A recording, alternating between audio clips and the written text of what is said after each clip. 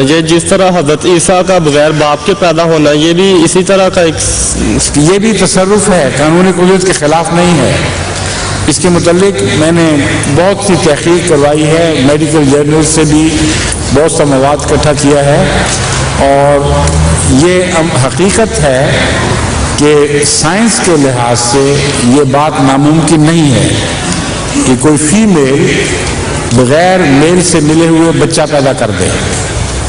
بعض دفعہ اس کے اندر مرد کا مادہ بچپن ہی میں پیدائش کے وقت ہی اس کے جسم کے اندر موجود ہوتا ہے، جو ڈیولپ نہیں کرتا۔ بعض دفعہ ایک عورت دونوں صفات لے کر پیدا ہوتی ہے، یا ایک مرد دونوں صفات لے کر پیدا ہوتا ہے۔ آپ نے یہ سنا ہوگا سیکس تبدیل کروائی۔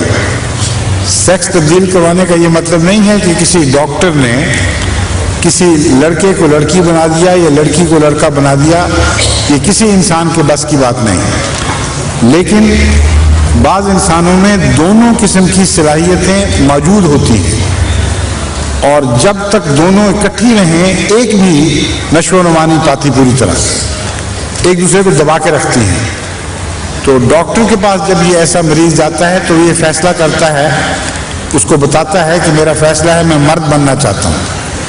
ایسی صورت میں عورت کے جو آلات ہیں جسم کے اندر، ان کو آپریشن کے ذریعے کاٹ کے جدا کر دیا جاتا ہے۔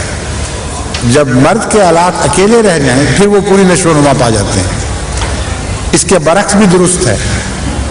بس قانون قدرت میں بہت سے امکانات موجود ہیں۔ اللہ تعالیٰ کا تصرف ہے کہ جب چاہے جس امکان کو اپنی قدرت نمائی کے لیے استعمال فرمائے۔ سمجھ گئے؟ جی شکریہ۔ جزاک اللہ۔ السلام علیکم۔